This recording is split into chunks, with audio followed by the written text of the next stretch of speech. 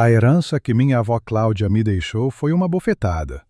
Para mim, um casebre caindo aos pedaços em Serra Branca, um vilarejo perdido no interior de Minas que, por um milagre, ainda estava de pé. Para o meu irmão Léo, ficou o prêmio. Um apartamento gigantesco de 4 quartos na Avenida Paulista, em São Paulo. Quando meu marido, Ricardo, soube da divisão, a máscara de bom moço que ele usava caiu no chão. Ele me chamou de inútil. Disse que eu era tão imprestável que nem minha própria avó me quis. E me pôs para fora do nosso apartamento alugado. Foi assim que vim parar aqui. Ao empurrar o portão enferrujado da tal casa, a realidade me atingiu com tanta força que perdi a fala. Fiquei sentada no chão de madeira frio, abraçando os joelhos por quase 2 horas, incapaz de me mover, revivendo o choque. Minha cabeça estava nublada, os olhos ardendo de tanto chorar. 3 dias atrás eu enterrei minha avó. 2 dias atrás, descobri essa herança bizarra. E hoje, aos 35 anos, eu estava completamente sozinha, sem casa, sem apoio, com uma mala de roupas amassadas e uma mágoa que mal cabia no peito. Eu, que sempre me orgulhei de conhecer as pessoas, descobri da pior maneira o quanto estava enganada. Minha avó, Cláudia Vasconcelos, sempre foi meu exemplo de força. Ela criou a mim e ao Léo depois que nossos pais morreram num acidente de carro. Eu tinha 4 anos, ele 10. Ela nunca reclamou, mas sabíamos que ela se matava em 2 empregos para nos dar o básico. Eu achava que tínhamos uma ligação especial. Foi ela quem me ensinou a cozinhar, quem me contou as histórias da família, quem confiou em mim. Quando me casei com o Ricardo, foi ela quem tirou as últimas economias para me ajudar com o vestido.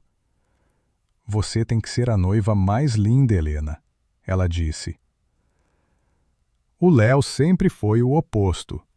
Raramente visitava a avó, esquecia dos aniversários e vivia pedindo dinheiro para investimentos que sempre falhavam. Nos últimos 5 anos, morando em São Paulo, mal dava notícias. Vovó suspirava, mas nunca o julgava. Ele só tem um gênio difícil, ela dizia. Quando ela fez 80 anos, a saúde desabou. Câncer. Pedi uma licença não remunerada no estúdio de design onde eu trabalhava e me mudei para a casa dela para cuidar dela nos últimos meses. Léo apareceu uma única vez, ficou meia hora e foi embora, alegando negócios urgentes. Foi logo depois dessa visita que a vovó chamou o tabelião e mudou o testamento. Ela não me disse nada. O enterro foi simples. Eu, Ricardo e algumas vizinhas. Léo chegou atrasado, passou a cerimônia inteira ao celular e sumiu antes mesmo do café. Na manhã seguinte, no escritório do tabelião, o mundo desabou. Vamos à leitura do testamento de Cláudia Vasconcelos, disse o homem ajustando os óculos. Conforme sua última vontade, o apartamento de 4 quartos na Avenida Paulista, número 64, adquirido por ela em 1970 e alugado nos últimos 40 anos, passa a ser propriedade de seu neto, Leonardo Vasconcelos. Eu gelei. Um apartamento na Paulista? Alugado por 40 anos? Eu nunca soube que ela tinha esse imóvel. Valia uma fortuna. Léo deu um sorriso arrogante, como se já esperasse. A sua neta, Helena Leal, nascida Vasconcelos. Cláudia Vasconcelos deixa a casa e o terreno localizados na Vila de Serra Branca, Rua Central, número 8. Eu não acreditei. A casa da vila? O casebre onde vovó nasceu, um lugar que eu só tinha visitado uma vez, quando criança, e que já naquela época parecia prestes a desmoronar? Ninguém morava lá há 30 anos. Isso é uma piada? Eu não consegui me conter. Ela deixou um palácio para ele e um barraco caindo aos pedaços para mim? O tabelião me olhou por cima dos óculos. Essa foi a vontade expressa de sua avó, em plena posse de suas faculdades mentais. Léo estava se divertindo. Não se preocupe, maninha. Se quiser, pode trabalhar de faxineira no meu apartamento novo.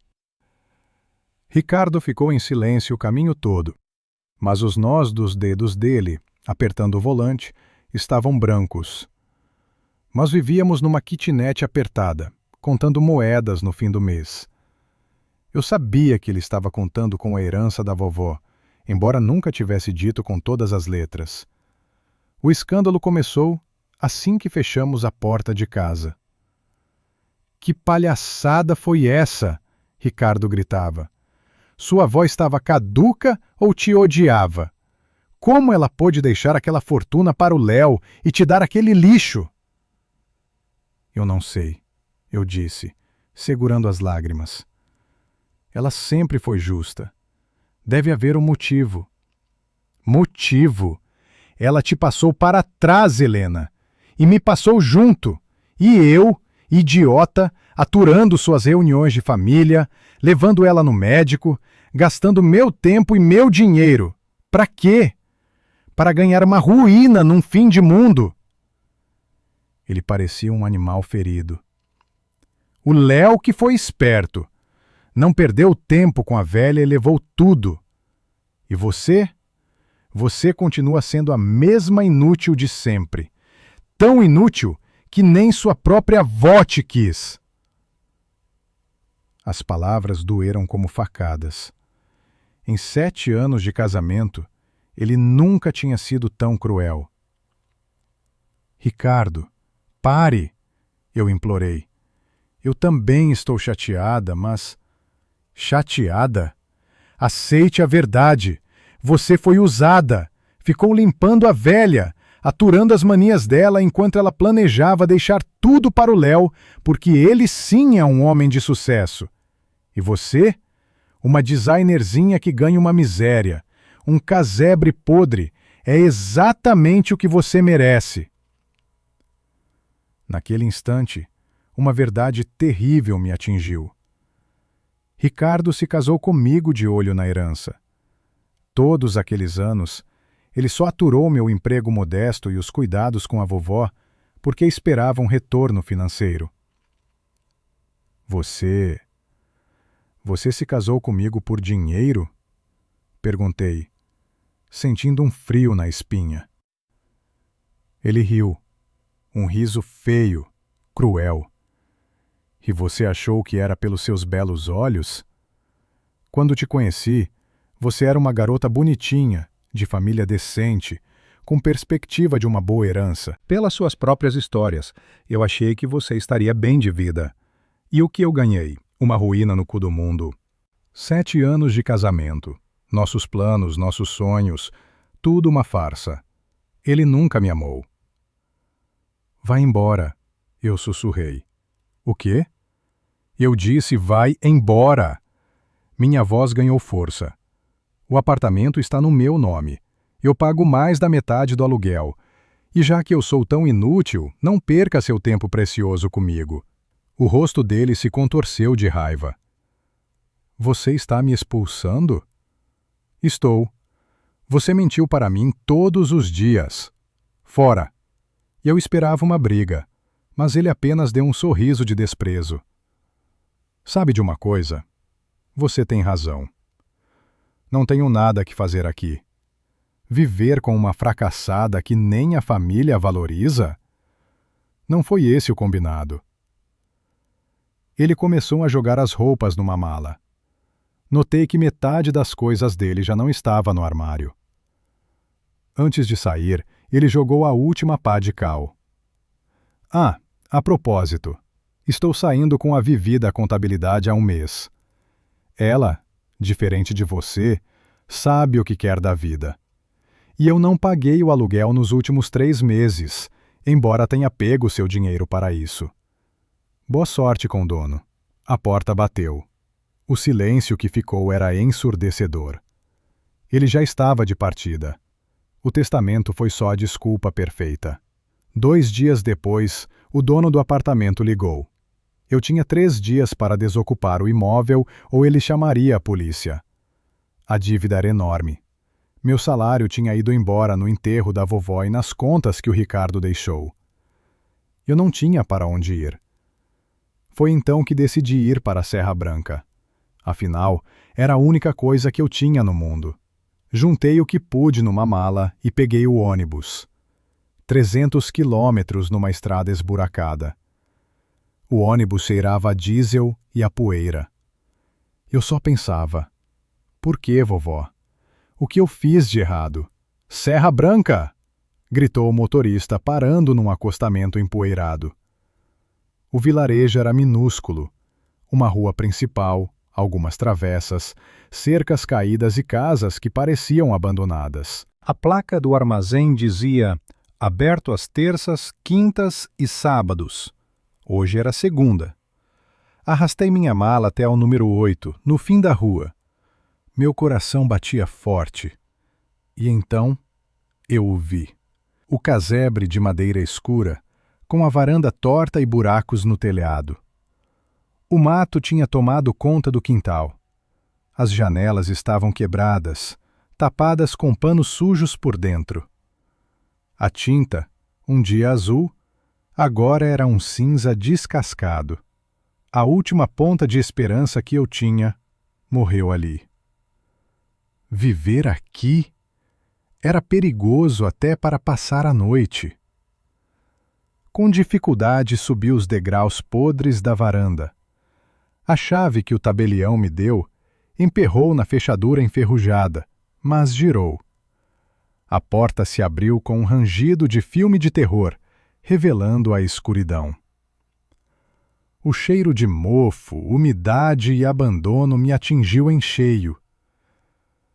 Deixei meus olhos se acostumarem. Uma mesa torta, cadeiras com assentos rasgados. O piso de linóleo estava rachado, expondo as tábuas por baixo. O papel de parede caía em tiras. A casa era minúscula. Uma cozinha conjugada com a sala. 2 quartos mínimos e uma despensa. No quarto, uma cama de ferro enferrujada, sem colchão. Na cozinha, um fogão a lenha antigo e uma pia de balde. Pedaços de fio pendurados indicavam que um dia houve eletricidade, mas não mais. Água encanada ou esgoto? Nem pensar. No quintal eu vi uma casinha de madeira que servia de privada e algo que parecia um poço. Era pior do que eu imaginava. A casa não precisava de reforma. Precisava ser demolida. Desabei numa das cadeiras, que gemeu sob meu peso, e escondi o rosto nas mãos. O que eu tinha feito? Eu não tinha dinheiro para consertar isso. Não tinha habilidades para viver no campo. Não tinha nem água ou luz. Só paredes que pareciam prestes a ruir. As lágrimas vieram. Um choro de puro desespero. Meu marido era um traidor. Minha casa se fora. E minha avó, a pessoa que eu mais amava, tinha me deixado isso. O sol começou a se pôr. A rede de celular mal pegava. Eu estava isolada do mundo. Decidi procurar por algo útil, qualquer coisa. Na despensa, encontrei velhas ferramentas, lampiões a querosene, com um pouco de querosene ainda, velas e fósforos. Pelo menos eu não ficaria no escuro total. Achei uns cobertores velhos e empoeirados. Na cozinha, algumas panelas de alumínio amassadas e latas de conserva vencidas há 1 década. Eu vasculhei cada canto, sem saber o que procurava, mas com a sensação de que a vovó não poderia ter feito isso sem um motivo. Foi quando notei algo estranho. Debaixo de um tapete velho e desbotado na cozinha, Havia um anel de metal preso ao chão. Puxei o tapete e vi a tampa de um porão. Levantei a tampa pesada e uma escada de madeira desceu para a escuridão. Liguei a lanterna do celular e desci com cuidado. A escada, surpreendentemente, estava firme. O porão era fundo, com chão de terra batida e prateleiras de madeira. E as prateleiras estavam cheias. Potes de compota, garrafas, sacos de grãos, e tudo parecia surpreendentemente novo, como se alguém tivesse abastecido o lugar recentemente. Quem? Vovó não vinha aqui há anos. No canto mais escuro havia uma arca. Uma arca de madeira maciça, antiga, com cantos de metal e um cadeado pesado. Na tampa, havia uma inscrição estranha, um símbolo que parecia uma árvore estilizada. Tentei abrir, mas estava trancada. Subi de volta para a cozinha. O sol já tinha se posto. Acendi um dos lampiões, que deu uma luz fraca. Joguei um cobertor no chão da cozinha e me deitei ali mesmo, exausta demais para me importar com o desconforto. Acordei com frio e com o corpo todo dolorido. O lampião tinha se apagado. A primeira coisa que eu precisava era de água. Fui até o poço no quintal. A tampa estava pesada, mas se moveu. O balde na corrente parecia inteiro. Desci o balde, ouvi o splash e puxei. A água veio limpa, cristalina. Lavei o rosto e a água gelada pareceu despertar algo em mim. Olhando ao redor à luz do dia, vi que o terreno não estava tão abandonado quanto parecia. Havia sinais de uma horta antiga e algumas macieiras carregadas de frutas pequenas. Atrás da casa, havia outra construção pequena. Fui investigar. Era um antigo paiol, um depósito, talvez usado como casa de banho improvisada, com um fogareiro de pedra e bancos. Voltei para dentro, determinada a inspecionar tudo. Numa cômoda velha, achei álbuns de fotos. Vovó Cláudia, jovem, com um homem que eu não reconheci. Meu avô, morto antes de eu nascer. Meus pais sorrindo. Léo, bebê, e eu, recém-nascida. Numa gaveta, entre contas velhas, encontrei um envelope. Meu nome estava escrito nele, com a caligrafia trêmula da vovó. Meu coração disparou. Abri. Minha querida Helena, começava a carta. Se você está lendo isto, significa que eu já me fui, e você veio para nossa antiga casa em Serra Branca. Eu sei que você está magoada e confusa. Sei que minha decisão de deixar esta casa para você e o apartamento para o Léo parece injusta. Mas eu tive minhas razões. Vovó sabia. Ela sabia que eu viria. Esta casa significa mais para nossa família do que você imagina, continuava. Aqui eu nasci. Aqui conheci seu avô. E aqui está guardado nosso segredo de família. Algo que eu não podia confiar a ninguém, exceto a você. Um segredo? No porão, você encontrará uma arca. Ela está trancada. A chave está escondida na casa. Procure-a onde a vida começa e termina, onde o calor vira cinza e a água vira vapor. Um enigma. Onde o calor vira cinza? O fogão a lenha. Onde a água vira vapor? No fogão ou no paiol, na casa de banho? Corri para a cozinha e examinei cada centímetro do fogão a lenha. Nada. Fui para o paiol. Olhei o fogareiro de pedra, os bancos. Nada. Então meu olhar subiu. Perto do teto, havia uma pequena caixa de madeira pregada na parede, quase invisível na sombra. Subi num banco e alcancei. A portinhola se abriu. Dentro, havia uma chave. Antiga, escura, mas do tamanho certo para a arca. Com o coração batendo na garganta, voltei ao porão. A arca continuava lá, silenciosa. Encaixei a chave. O cadeado abriu com um clique. Levantei a tampa pesada, apontei a lanterna do celular para dentro e prendi a respiração. A arca estava cheia, mas não de ouro. Estava cheia de livros antigos, com capas de couro e páginas amareladas, manuscritos amarrados com fitas desbotadas e pergaminhos. Por cima de tudo, uma pequena caixa de madeira escura, com entalhes de madrepérola. Abri a caixinha. Dentro, havia um medalhão de ouro numa corrente, com o mesmo símbolo da árvore gravado nele. E mais um envelope. Helena, dizia a segunda carta. Se você achou este medalhão, você desvendou meu enigma. Eu sabia que você conseguiria. Este medalhão é passado em nossa família pela linha feminina há mais de 300 anos. Pertenceu à sua tataravó, Olívia Bernardes, a fundadora desta vila. Serra Branca, fundada pela minha família? Olívia não era uma mulher comum. Alguns a chamavam de curandeira, outros de bruxa. Ela sabia curar com ervas, prever o tempo, encontrar água no solo. E ela escrevia.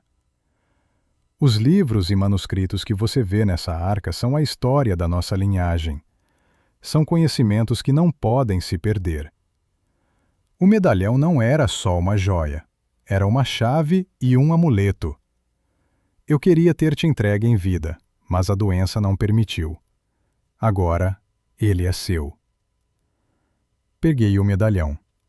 Ele estava quente ao toque, apesar do frio do porão. E parecia pulsar levemente, como um coração vivo. Helena, eu deixei esta casa para você não porque te amava menos que o Léo. Pelo contrário. Foi porque eu confiava em você, na sua força e na sua intuição, que te confiei nossa herança mais valiosa. Léo precisa de dinheiro e status. Eu dei o apartamento a ele. A você, eu deixo nossa história, nossas raízes, nossa força. As lágrimas voltaram, mas agora eram de compreensão, não de mágoa. Estude esses livros. Eles vão te dizer quem você realmente é e qual é o seu propósito. Você é a última da nossa linhagem que pode continuar o trabalho de Olívia. O trabalho de Olívia? Eu sei que você está assustada e sozinha e que a casa parece inabitável, mas ela é mais forte do que parece, e nela há tudo o que você precisa. Procure os lugares secretos. Esta casa sempre foi mais do que apenas madeira e pedra. Lugares secretos? E mais uma coisa.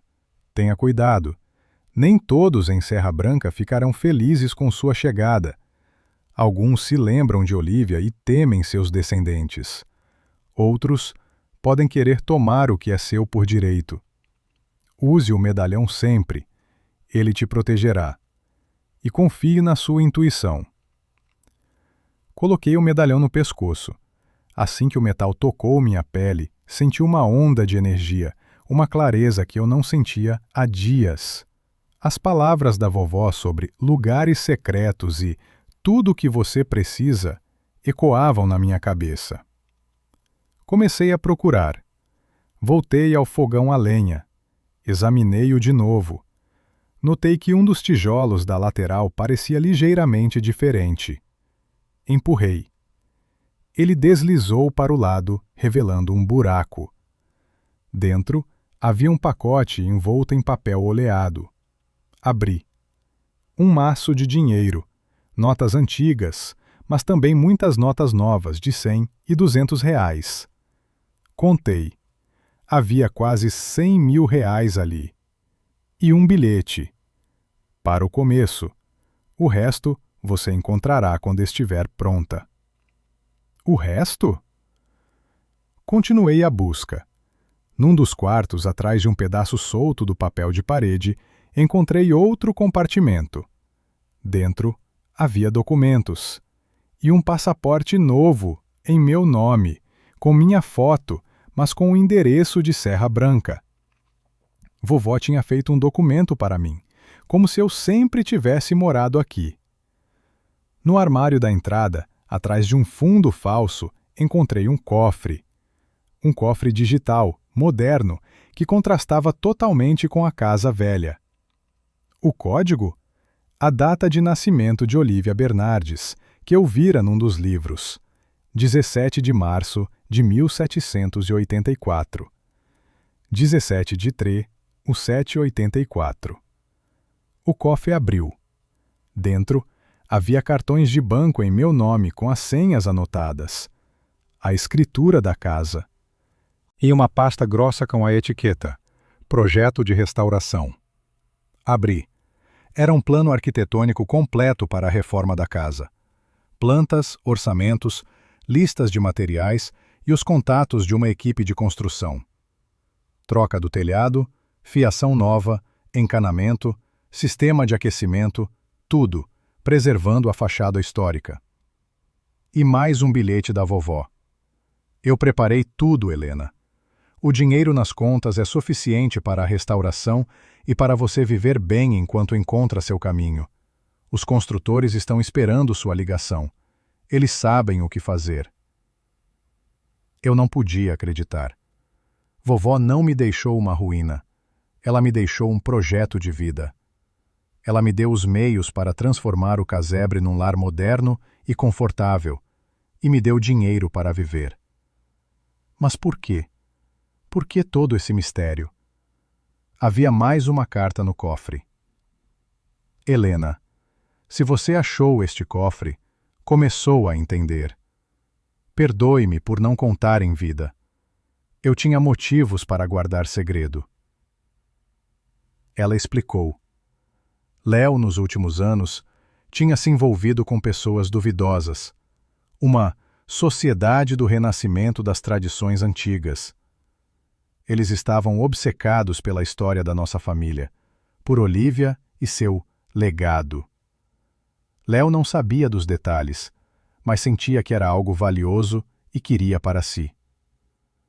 Eu não podia deixar nosso conhecimento cair nas mãos erradas, escreveu ela. Por isso, criei este plano. Léo recebeu o que ele tanto desejava: valor material, status. O apartamento na Paulista satisfez a ganância dele e tirou o foco do verdadeiro tesouro, esta casa. Ela escreveu que me escolheu como guardiã porque eu tinha a sensibilidade necessária. Você tem mais do sangue de Olívia do que imagina. Você vê o que os outros não veem. Por isso eu sabia que você acharia os esconderijos e entenderia o que eu realmente deixei para você.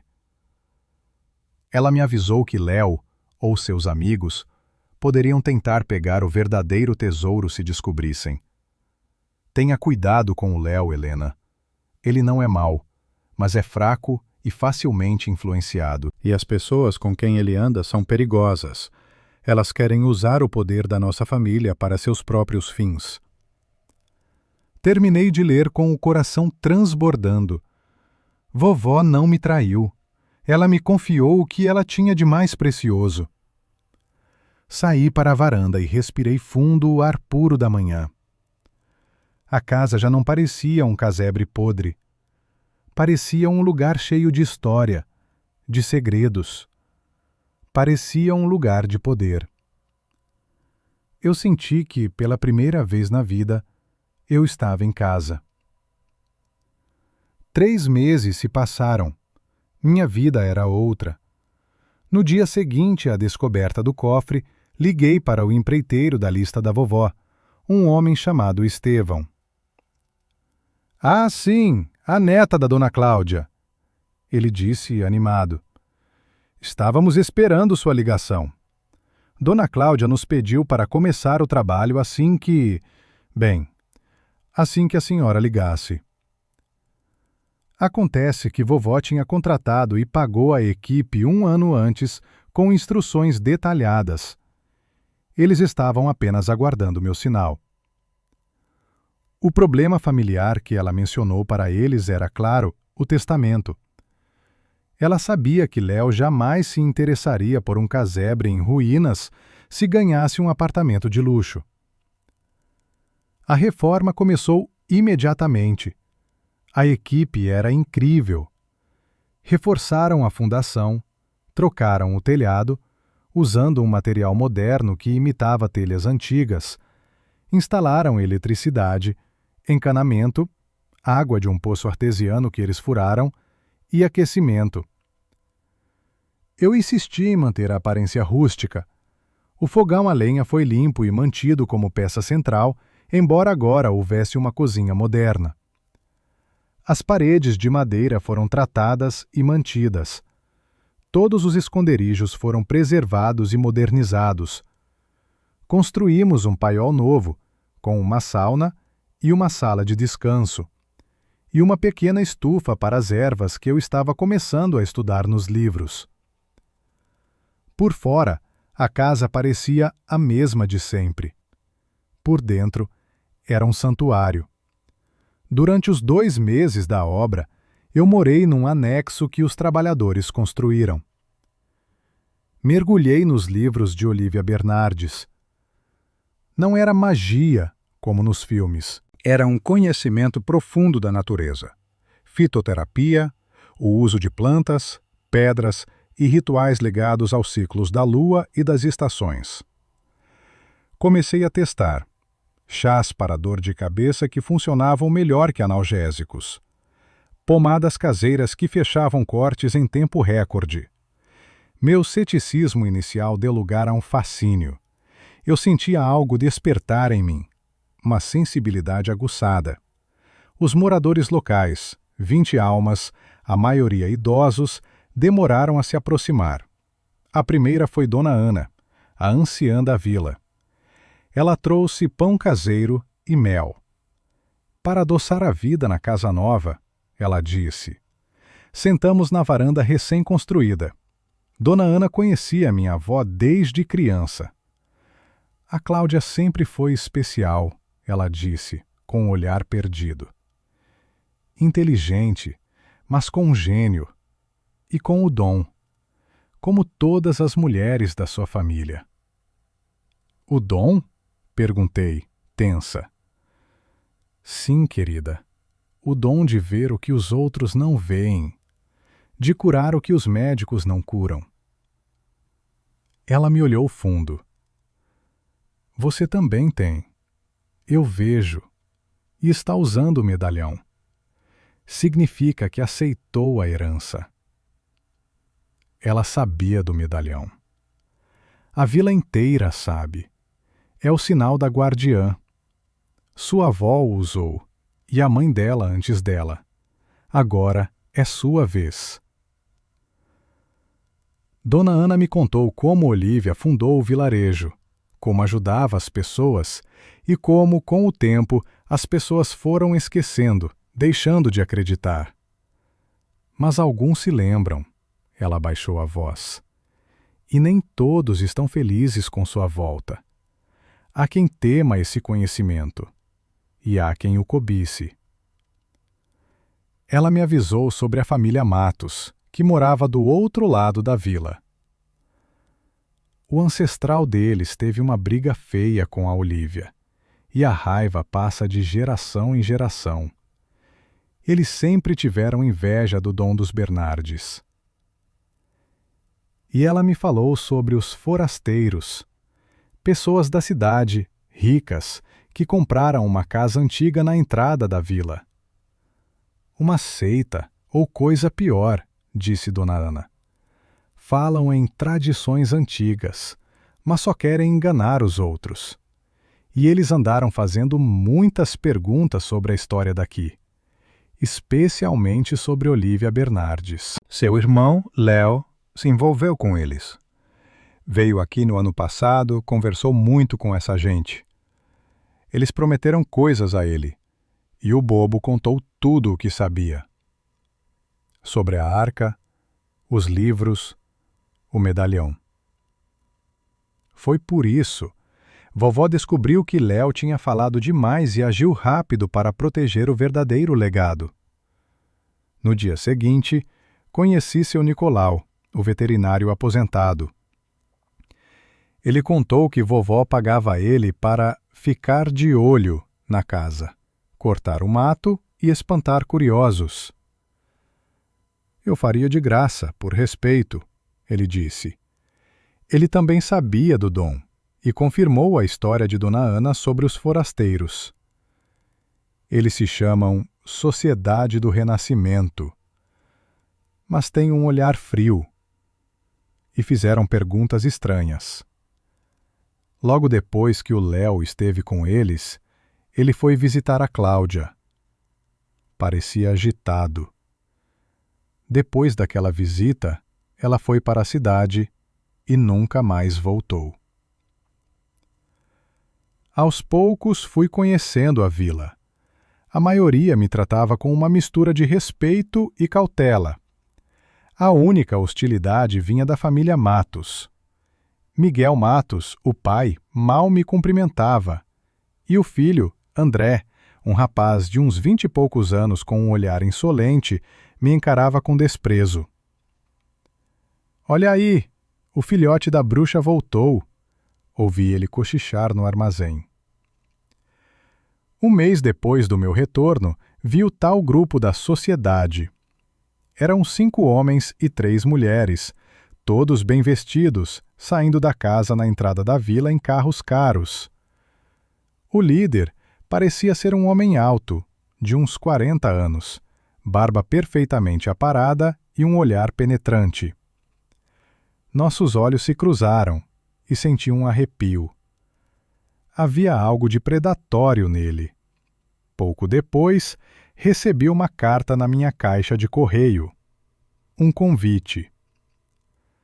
Prezada Helena Leal, a Sociedade do Renascimento das Tradições Antigas a convida para uma reunião. Estamos particularmente interessados no legado dos Bernardes, do qual a senhora é agora a guardiã. Assinado Valentim Severo. Dona Ana foi taxativa. "Não vá, menina. Essa gente não presta. Eles querem o que é seu." Mas a curiosidade foi mais forte. No sábado, às 15 horas em ponto, eu estava na porta da casa deles. Era a casa mais bem reformada da vila. Quem abriu foi o líder, o homem do olhar predatório. "Helena Leal, que prazer. Sou Valentim Severo." A voz dele era macia, mas autoritária. Por dentro, a casa era luxuosa. Ele me apresentou aos outros membros. Todos me olhavam da mesma forma, com uma curiosidade gananciosa, como se eu fosse um artefato raro. "Nossa sociedade estuda as tradições antigas", disse Severo. "E, claro, a linhagem Bernardes é de extremo interesse." Olívia Bernardes era uma sábia, talvez o que hoje chamaríamos de vidente. E sabemos que esse conhecimento foi preservado. "E o que exatamente vocês querem?" perguntei, direta. "Os conhecimentos", disse outro homem. "Receitas, rituais, especialmente os livros e manuscritos que, segundo sabemos, foram passados de geração em geração." Eu gelei. Léo. Eu não sei do que estão falando. Menti, tentando manter a voz firme. Herdei uma casa velha e a reformei. Só isso. Severo sorriu, sem humor. "Tem certeza, Helena? Seu irmão nos disse outra coisa. Falou sobre o legado da família, sobre livros, sobre um medalhão especial." O olhar dele desceu para o meu pescoço, onde o medalhão estava escondido sob a blusa. "Meu irmão fantasia muito", respondi, levantando-me. "Receio não poder ajudá-los." Ele me acompanhou até a porta, falando sobre a importância de compartilhar o conhecimento, sobre como poderíamos trabalhar juntos e sobre a generosa compensação que eu receberia. Pense na nossa proposta, disse ele ao me despedir.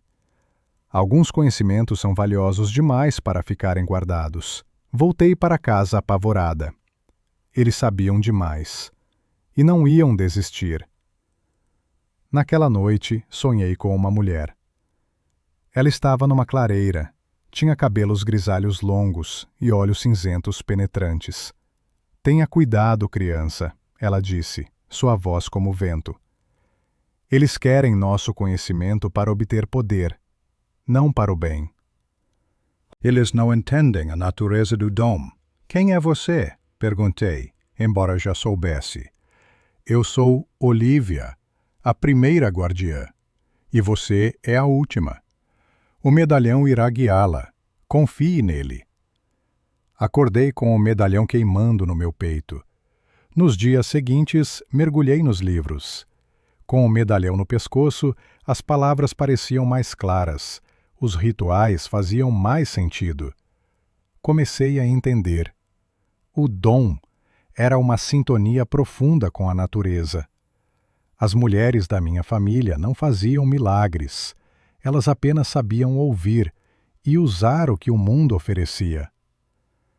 Comecei a praticar meditações, a sentir a energia da terra. E meu dom despertou de vez. Eu sentia o humor das pessoas antes que elas dissessem uma palavra. O jardim que eu plantei cresceu com uma força incomum. Dona Ana percebeu. O dom está acordando em você, ela disse. A Cláudia era uma das guardiãs mais fortes desde a própria Olívia. Ela curava o corpo e a alma. E essa gente da sociedade? Perguntei. Poder, dinheiro, o de sempre, ela resmungou. Eles acham que se roubarem os livros, vão controlar o mundo. Mas não entendem o principal. O quê? O dom só funciona quando usado para o bem. Se tentar usá-lo para ganho próprio, ele se volta contra você. É a primeira lei de Olívia. As pessoas da vila começaram a me procurar. Primeiro com timidez, uma dor nas costas, uma insônia. Eu fazia os chás de Olívia, preparava as pomadas. E funcionava. Então trouxeram uma menina, filha de um casal novo na região. Ela estava muda há meses, desde que presenciou a morte do avô. Médicos e psicólogos não resolveram. Eu não sabia o que fazer. Sentei com ela na varanda, dei um chá de camomila. O medalhão esquentou. Segurei a mão dela. E eu vi. Como num filme, vi o que ela viu. O avô caindo, o ataque cardíaco, o pânico dela. Senti o medo, a culpa por não saber como ajudar. E segurando a mão dela, comecei a contar uma história. Sobre uma menina que perdeu alguém que amava, mas que descobriu que o amor continuava no coração. As palavras simplesmente saíram. A menina começou a chorar. Um choro convulsivo, guardado por meses. Quando as lágrimas secaram, ela olhou para mim e sussurrou: Obrigada. A notícia se espalhou. Minha casa virou um ponto de referência. Eu ajudava como podia, com ervas, com palavras ou apenas ouvindo. Mas nem todos estavam felizes. A família Matos ficou ainda mais hostil. André pichou uma cruz vermelha no meu portão, a antiga marca usada para identificar casas de bruxas. E um dia, voltando de uma caminhada, senti. Alguém esteve na minha casa. Nada fora do lugar, nada roubado, mas a energia estava errada. O cheiro de cigarro barato. Verifiquei todos os esconderijos, intactos. Quem quer que fosse, não tinha achado nada. Contei a Dona Ana e seu Nicolau. Eles se ofereceram para vigiar, mas eu recusei. Em vez disso, usei os livros de Olivia. Realizei um antigo ritual de proteção ao redor da propriedade, usando o medalhão e sal grosso. Eu sentiria se alguém tentasse cruzar a linha com más intenções. Dias depois, outra carta de Severo. O tom era agressivo. Ele estava decepcionado com minha falta de cooperação e terminava com uma ameaça velada. Esperamos que reconsidere. Caso contrário, seremos forçados a usar outros métodos para preservar a herança cultural. Dona Ana balançou a cabeça. Eles não vão parar. Mas talvez não sejam só os livros que eles querem. O que mais? A lenda, ela disse. O tesouro dos Bernardes. Dizem que Olivia não veio para cá de mãos abandando. Dizem que ela trouxe uma fortuna em ouro e que a escondeu em algum lugar por aqui. Ouro? Naquela noite eu mal dormi. E no dia seguinte o mundo virou de cabeça para baixo novamente. Léo apareceu na minha porta. Ele estava dirigindo um carro importado, mas parecia um fantasma. Magro, olheiras fundas, o terno caro sobrando no corpo. E aí, maninha? Ele disse, com a voz rouca forçando um sorriso. Se deu bem, pelo visto. Deixei-o entrar. Ele olhou a casa reformada com uma mistura de inveja e choque.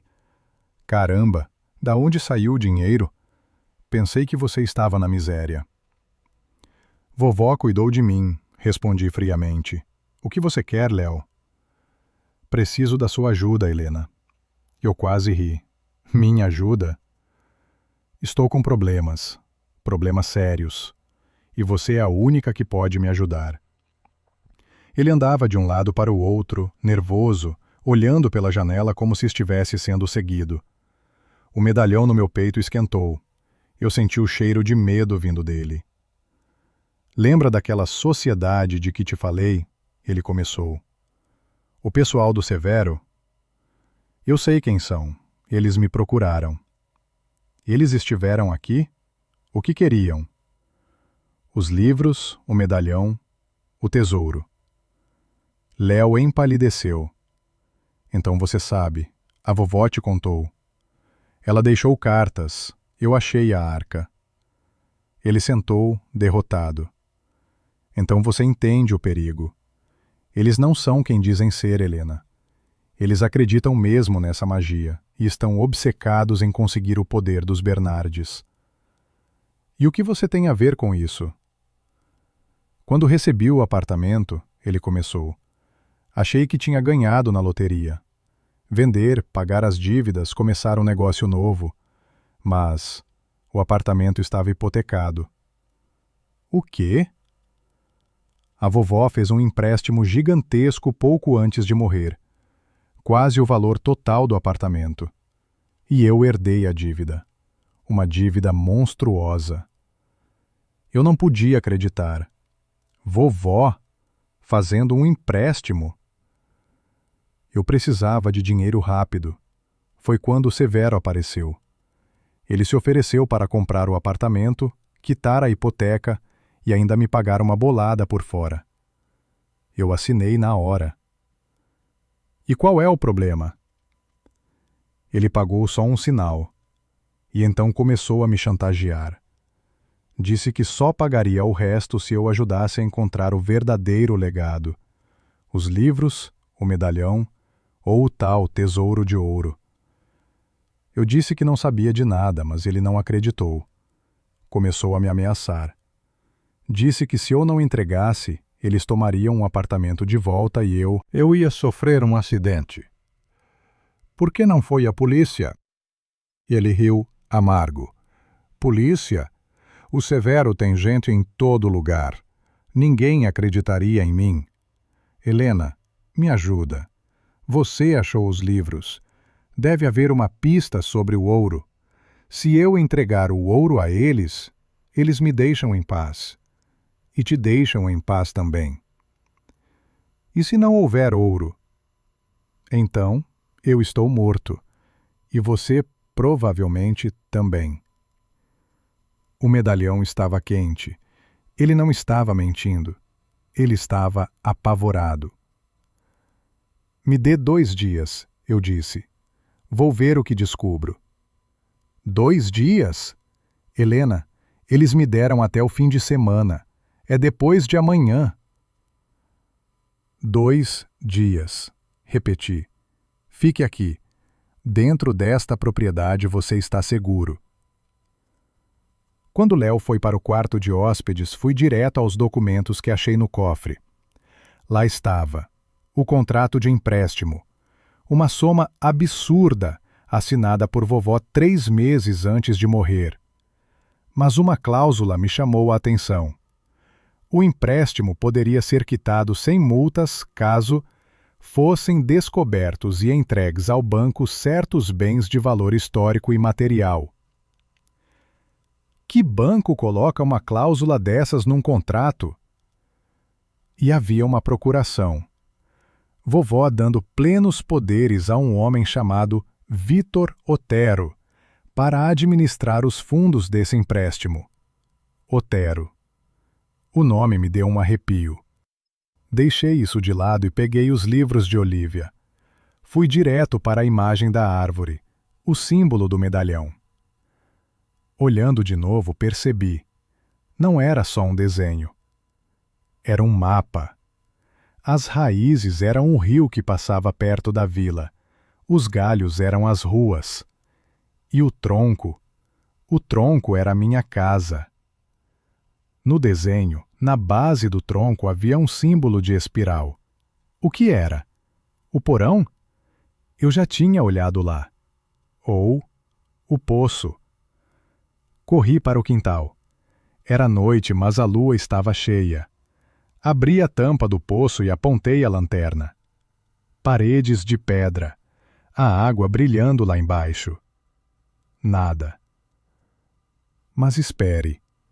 Numa das pedras, na altura do meu peito, estava gravado o mesmo símbolo da árvore. Não era coincidência. Toquei o símbolo. O medalhão no meu peito esquentou violentamente. A pedra sob meus dedos cedeu e girou, abrindo um nicho. Dentro havia um pacote envolto em pano encerado, e dentro dele outra chave, maior que a da arca, e outro bilhete da vovó. Helena, se você achou esta chave, já aprendeu muito. Ela abrirá o último segredo.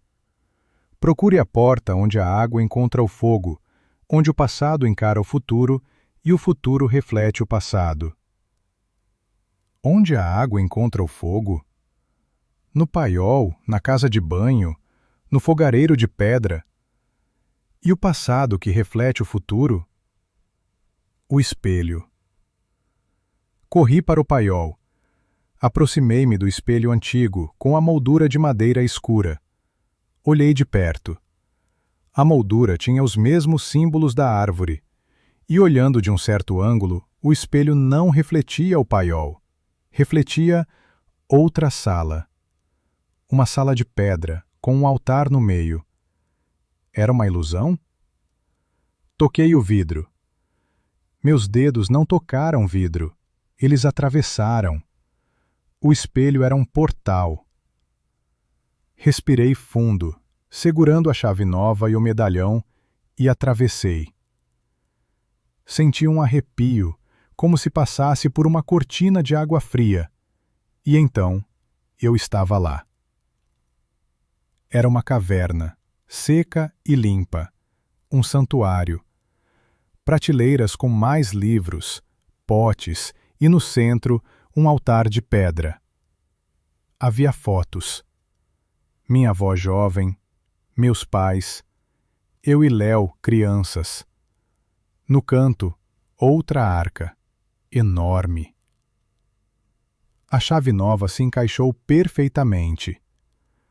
Abri. Dezenas de sacos de pano. Abri um. Moedas de ouro. Abri outro. Pedras preciosas. Abri um terceiro. joias. Era o tesouro dos Bernardes. Era real e era gigantesco. No fundo da arca, a última carta. Minha querida Helena, se você está lendo isto, achou o santuário e o tesouro. Este ouro foi acumulado por gerações. Foi o nosso fundo de emergência, nossa garantia de independência. Foi usado para ajudar pessoas, para fugir de perseguições, para preservar o dom. Eu fiz aquele empréstimo no apartamento de propósito, para proteger este tesouro e você. Eu sabia que Léo estava envolvido com pessoas perigosas. A sociedade que o persegue é descendente de um antigo inimigo da nossa família. O dinheiro do empréstimo eu usei para pagar a reforma da sua casa, para abrir as contas no seu nome e para garantir sua segurança. E contratei um homem de confiança, Vitor Otero, para administrar tudo. Meu sangue gelou. Vitor Otero? O mesmo nome da procuração? O que fazer com o tesouro? A decisão é sua. Use-o para o bem, como fizemos antes. Mas lembre-se da lei. Nunca o use para poder ou ganho próprio. Se o fizer, o dom a abandonará, e o tesouro trará apenas desgraça. Eu acredito em você. O verdadeiro tesouro não é o ouro, é o conhecimento. Com amor, Vovó Cláudia. Eu sentei no chão de pedra, chocada. Vovó. A mulher simples que eu conhecia era a guardiã de uma fortuna e de um segredo centenário. E ela tinha um plano. Um plano que envolvia Léo, Severo e... Vitor Otero? O nome ainda me incomodava. Eu sabia o que tinha que fazer. Voltei para casa. Léo estava roendo as unhas na sala. Achou alguma coisa? Eu achei o que procurava, disse eu, calma. Amanhã, vamos visitar o Severo. O quê? Você enlouqueceu? É perigoso! Confia em mim, Léo. Eu tenho um plano. E seus problemas vão acabar. Na manhã seguinte, fomos para a casa da sociedade. Severo não esperava nos ver juntos. Que surpresa agradável, disse ele, nos convidando a entrar.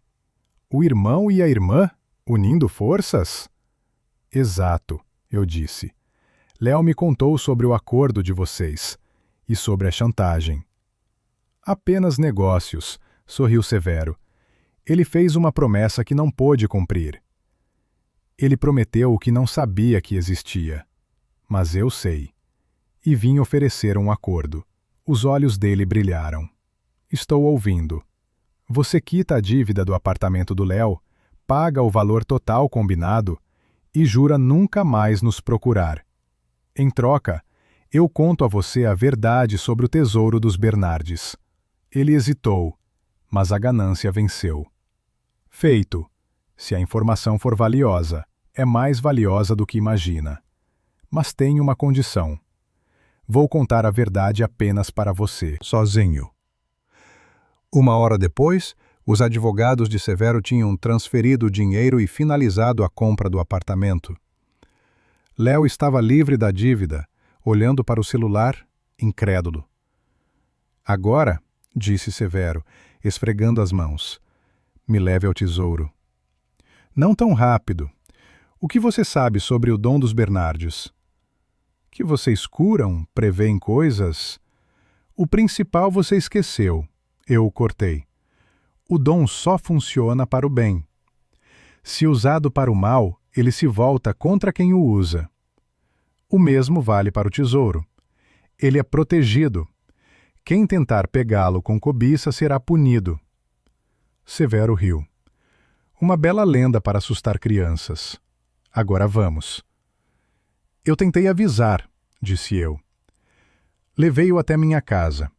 Léo ficou nervoso, mas eu tranquilizei. Fomos direto para o paiol. Está aqui? Ele perguntou impaciente. Observe. Fui até o espelho. Toquei o medalhão na moldura. O vidro ondulou e se tornou transparente, mostrando a caverna, o altar e a arca do tesouro. Incrível! Ele sussurrou, os olhos arregalados. Uma projeção? Um portal. O tesouro está lá. Venha. Nós atravessamos. Severo mal podia respirar, olhando ao redor. Como isso é possível? Existem outras leis, Severo. Leis que sua sociedade procura, mas não entende. Levei-o até a arca e entreguei a chave. Aqui está. O que você tanto queria. Ele abriu. A visão do ouro e das joias o fez tremer. Meu Deus! É uma fortuna! Ele mergulhou as mãos nas moedas. Milhões! E você vai simplesmente me entregar isso? Por quê? Eu cumpri minha parte do acordo. Você ajudou o Léo, eu mostrei o tesouro. O que você faz com ele agora é sua responsabilidade. O que eu vou fazer? Ele riu, extasiado. Vou levar tudo. Com isso eu posso... Pense bem, eu disse, suavemente. Lembre-se da lei. Contos de fadas! Ele gritou, enchendo os bolsos. Não, eu disse, tocando meu medalhão. A lei. No instante em que toquei o medalhão, as moedas nas mãos dele mudaram.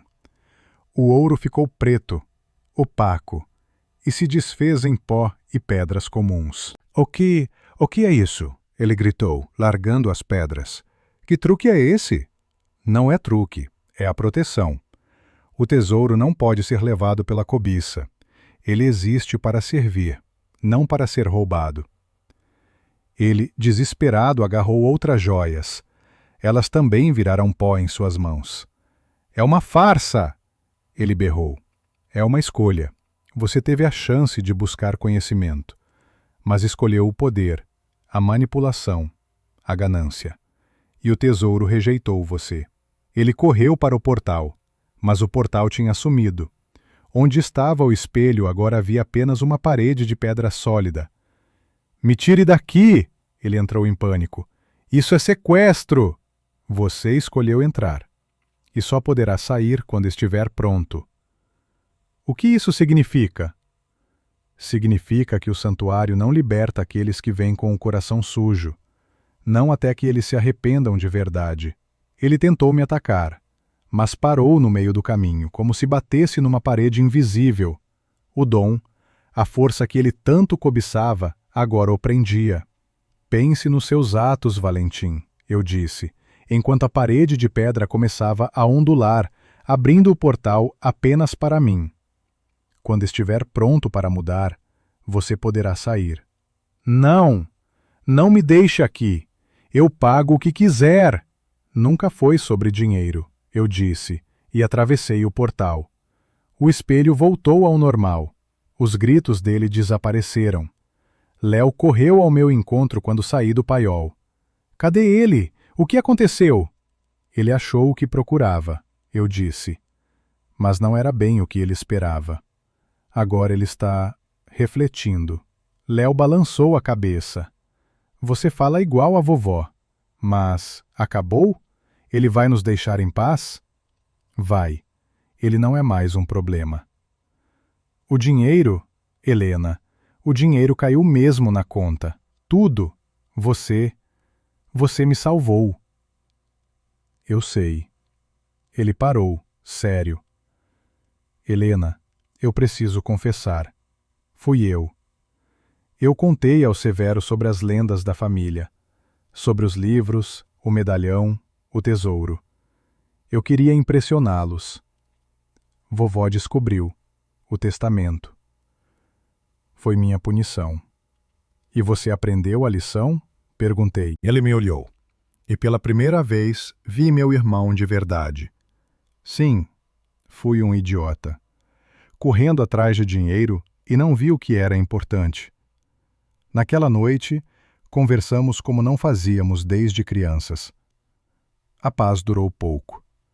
A família Matos continuava hostil. André, o filho, passou e atirou uma pedra na minha janela. Por que eles nos odeiam tanto? Léo perguntou. Dona Ana, que veio nos visitar, explicou.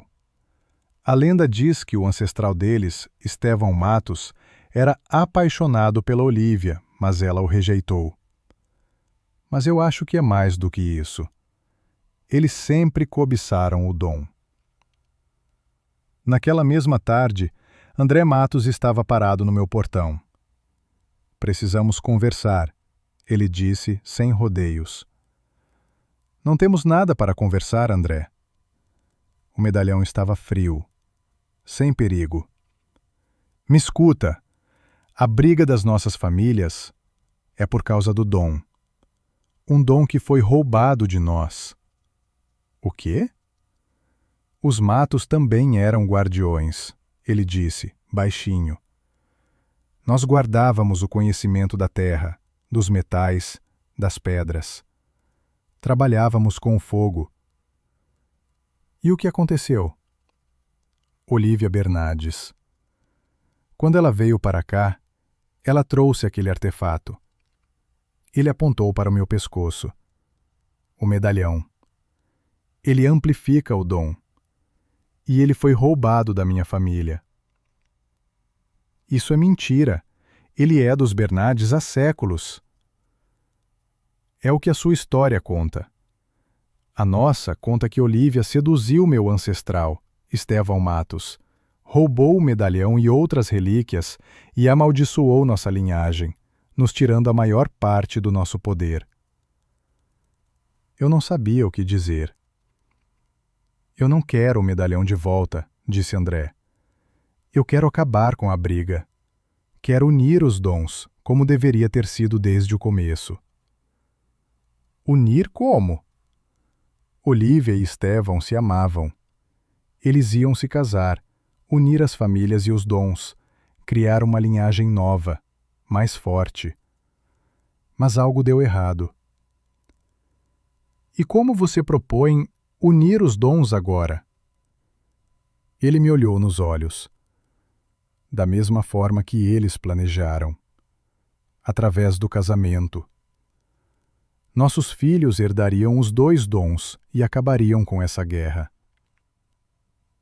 Eu fiquei sem ar. Você está me pedindo em casamento? Você, que atirou uma pedra na minha janela? Eu estava com raiva, ele admitiu. Mas eu te observei. Vi você ajudando as pessoas. Vi que você usa o dom para o bem.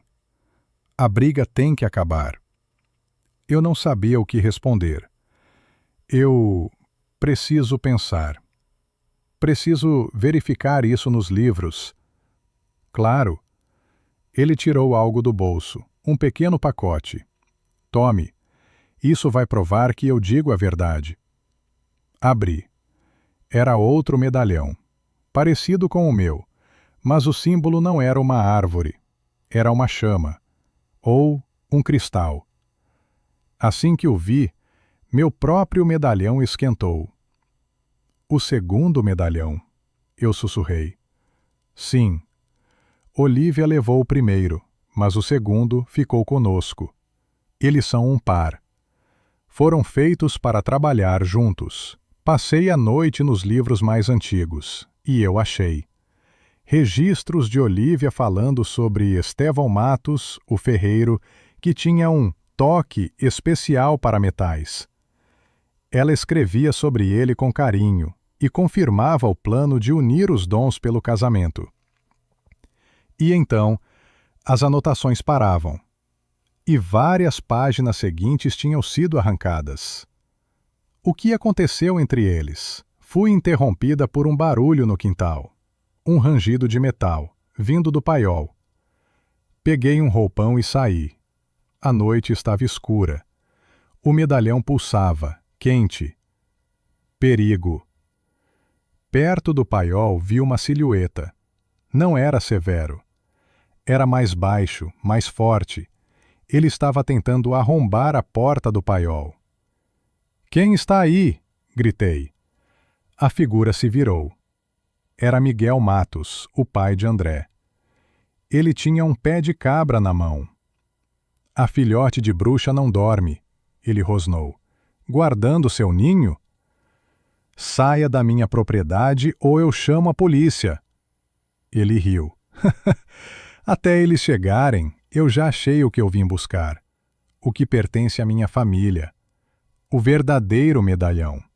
Não a cópia que aquele meu filho idiota te deu. Ele avançou. Devolva o que Olívia roubou. Pai, pare! Uma voz gritou. André apareceu, correndo. Não é esse o caminho? Calha a boca, moleque! Miguel gritou, empurrando o filho. Vou pegar o que é nosso. Ele avançou para mim. O medalhão no meu peito brilhou com uma luz azulada intensa. Ao mesmo tempo, o medalhão dos matos, que estava no meu bolso, brilhou com uma luz laranja. Eu os ergui, um em cada mão instintivamente. Uma barreira de luz surgiu entre mim e Miguel. Ele bateu nela como se fosse uma parede de vidro e foi jogado para trás. O que é isso? Ele gaguejou. Está vendo, pai? Disse André. Eles foram feitos para trabalhar juntos, para unir, não separar. Acabe com essa guerra. Miguel olhava para os 2 medalhões brilhando, em choque. É verdade? Sim, eu disse, mas algo deu errado. Naquele momento, com a energia dos 2 medalhões fluindo por mim, eu soube. As palavras saíram da minha boca, mas a voz não era minha. Estevão traiu Olívia. Ele queria usar o dom dela para encontrar ouro, para enriquecer. Ele foi seduzido pela ganância. Quando ela recusou, ele tentou tomar o medalhão dela à força. Mentira! Gritou Miguel, mas sem convicção. Verdade, disse André com a voz firme. Eu sempre senti. A nossa história estava errada. Miguel baixou o pé de cabra. Então, todos esses anos, todo esse ódio, foi baseado numa mentira? Numa meia-verdade, eu corrigi.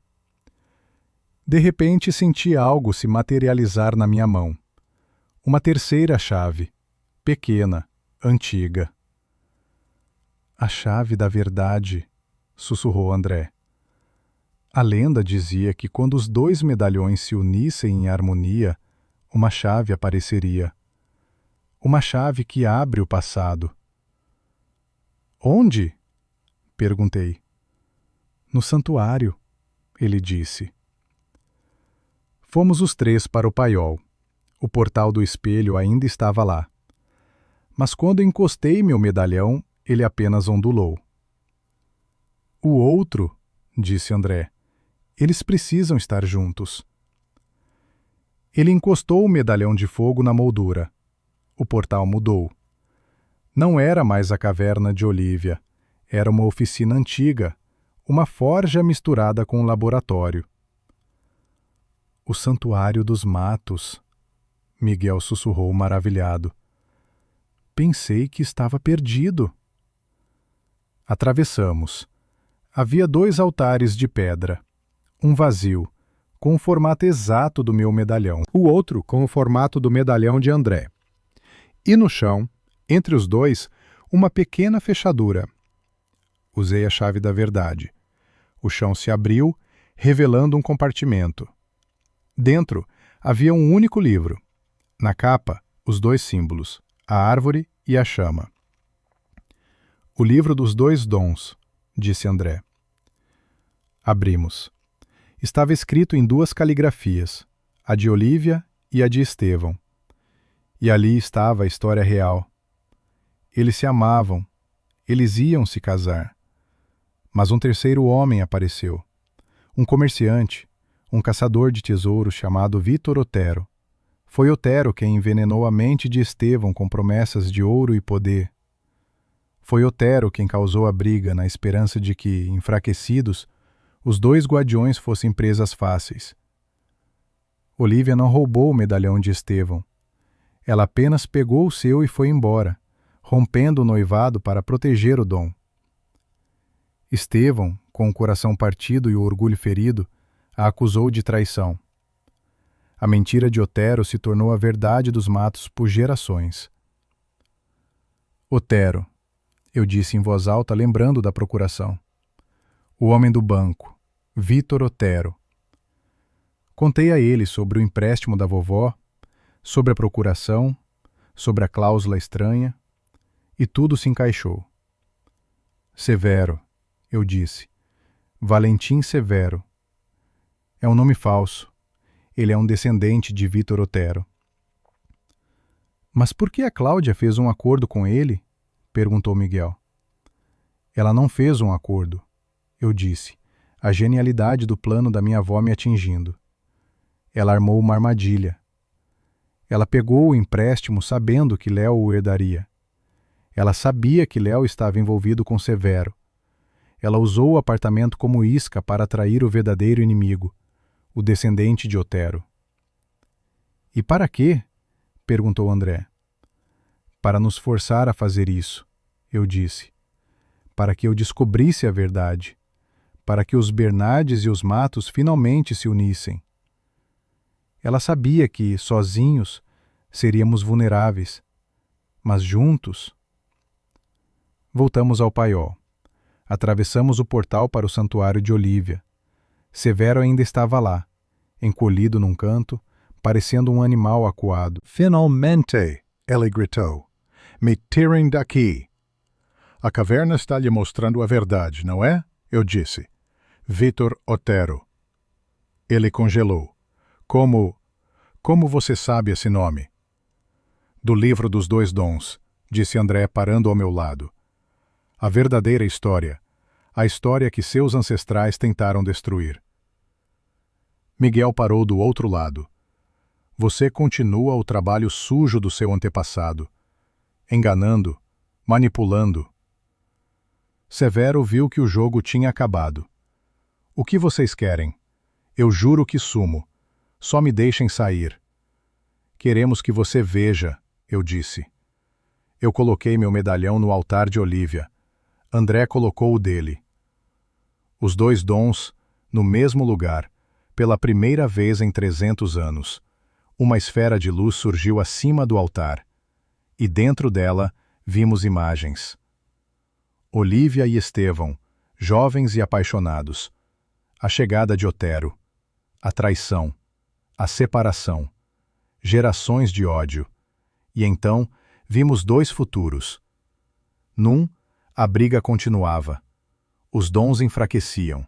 E no fim, a linhagem de Otero vencia, tomando os livros, o ouro, o poder. No outro, víamos a reconciliação, a união. Uma nova linhagem de guardiões, mais forte, protegendo o conhecimento. A luz se apagou. Severo estava de joelhos, tremendo. Ele tinha visto. Agora você sabe a verdade, eu disse. O caminho da ganância leva à ruína. O outro caminho leva à harmonia.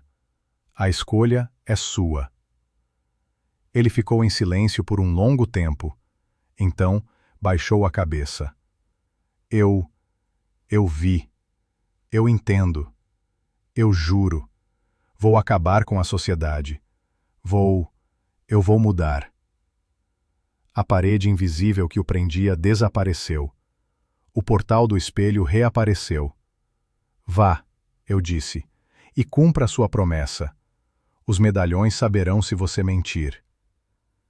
Ele se levantou e saiu correndo pelo portal, sem olhar para trás. Ficamos nós três, o começo de algo novo. E agora? Perguntou Miguel. Agora, eu disse, fazemos o que eles deveriam ter feito. Unimos os dons. E aprendemos. Através do casamento? André perguntou, me olhando. Eu sorri. Talvez, mas sem pressa. Primeiro, temos que aprender a confiar um no outro. 5 anos depois. Serra Branca é outra. Não é mais um vilarejo fantasma. É um centro próspero de ecoturismo e medicina natural. Minha casa, a Casa Podre, é o coração de tudo. Um centro de estudos, onde ensinamos o que aprendemos nos livros. O uso de ervas, o respeito à natureza. Léo, meu irmão, é quem administra tudo. Ele descobriu que tinha mais talento para organizar e gerenciar do que para investimentos falidos. Ele encontrou seu lugar. Na varanda ao meu lado está André, meu marido. Nosso filho, Estevão, de 3 anos, brinca no jardim com o avô, Miguel. A guerra acabou. O ódio deu lugar a uma família. No que está pensando? André me perguntou, me abraçando. Em como tudo mudou, eu disse. O tesouro? Usamos parte dele para criar uma fundação que reconstruiu a vila. Abriu uma escola e um posto de saúde. O resto está guardado no santuário, protegido. Valentim Severo, ou melhor, Otero, cumpriu a promessa. Ele dissolveu a seita e criou um instituto de pesquisa legítimo, com o qual, ironicamente, às vezes colaboramos. Mamãe! Estevão correu até nós com a mãozinha fechada. Olha, a pedra está cantando! Ele abriu a mão. Era uma pedra comum de rio, mas na mão dele brilhava com uma luz dourada suave. André tocou a pedra, surpreso. Tem ouro nela. Um veio minúsculo, invisível, mas ele sentiu. E ela está feliz, disse meu filho, com os olhos que misturavam o verde dos meus e o castanho do pai. Nosso filho. Ele tinha os 2 dons, a sensibilidade de Olívia e o toque de Estevão. Vovó Cláudia planejou tudo, eu disse olhando para o meu filho. O empréstimo, a armadilha, a briga, tudo para nos forçar a encontrar a verdade. E um ao outro, completou André. Eu não trocaria aquele testamento por nenhum apartamento na Avenida Paulista. Vovó não me deixou uma casa podre. Ela me deixou o mundo. Estar ali, na varanda, com André, com o nosso Estevão brincando no jardim e o Miguel sorrindo ao lado dele, me enchia de uma certeza que irradiava pelo peito. O caminho que escolhemos, o caminho da verdade, do amor e do serviço, era o único caminho certo, o caminho dos verdadeiros guardiões.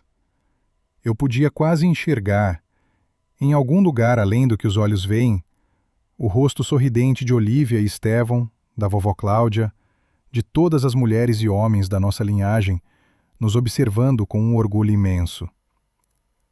A esperança deles, a esperança de que os erros antigos fossem finalmente corrigidos, as feridas curadas, e que um futuro de luz e possibilidades esperasse por nós e pelos nossos filhos, tinha se concretizado. Era o novo começo na história das famílias Bernardes e Matos.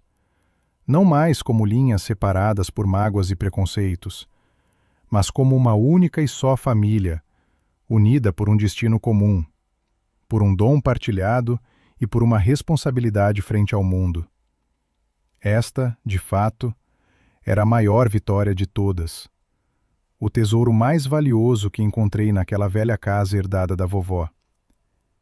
Não o ouro do baú, nem os livros antigos e seus segredos, nem a força e as possibilidades do medalhão, mas sim a verdade, o amor e a família. Valores que não se compram com dinheiro nenhum, que não se tiram com ameaças ou manipulações. E se alguém me perguntasse hoje o que me deixou sem palavras naquele primeiro dia, quando entrei na casa pela primeira vez, eu responderia que era a certeza de que, por trás daquelas paredes caindo e dos assoalhos rangendo, se escondia um universo inteiro de possibilidades, à espera de alguém que tivesse a coragem de enxergá-lo.